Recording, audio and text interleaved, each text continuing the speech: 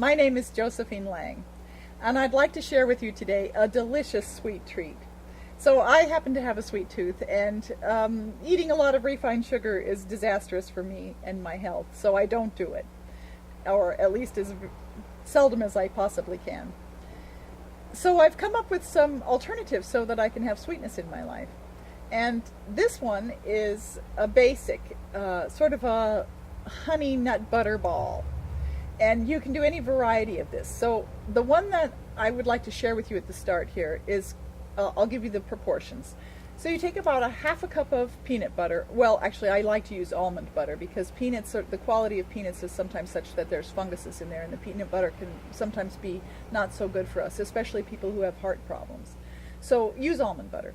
Or any other nut butter, like cashew nut butter or Brazil nut butter. Wonderful butter to use because it's so high in selenium, which is a great cancer fighter.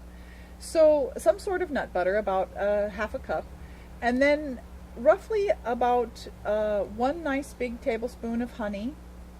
Honey is not a refined sugar, and it's not as addictive as white sugar. And just a little bit of honey will bring in that sweetness. And then to that I will add pepitas, usually about a 1/4 cup of pepitas, well, maybe a little bit more than that. And I like to toast them, so I will toast them dry in a pan, in a skillet, like a cast iron skillet or an enamel pan, with a good high flame until they start to pop. And then I usually flip them a little bit and then let them cook just a little bit more, and then pour them out onto a plate to cool. And once they're cool, then you go ahead and mix them into the nut butter and the honey with the pepitas, and then I'll usually put in raisins too, maybe 1/8 of a cup of raisins, about the same amount of pepitas as raisins, and stir those up together, all together, and then I add about 1 or 2 teaspoons of water, just enough to kind of change the consistency away from that really oily consistency into a little more of a batter consistency.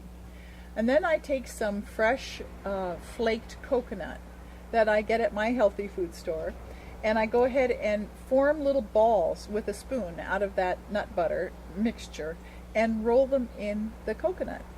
And that makes a little bliss ball. And I go ahead and set those out on a plate, and then I'll lay them into a little glass jar container, like maybe a pint container glass jar, and lay in layers of coconut flakes to kind of keep them separate from each other, and store them in the refrigerator. And they make a wonderful, delicious, sweet treat snack, and very nutritious, and they fill you right up because they've got the good protein of the nut butter. Sometimes I'll put a little tiny pinch of salt in it as well, just to kind of raise the flavors just a little bit.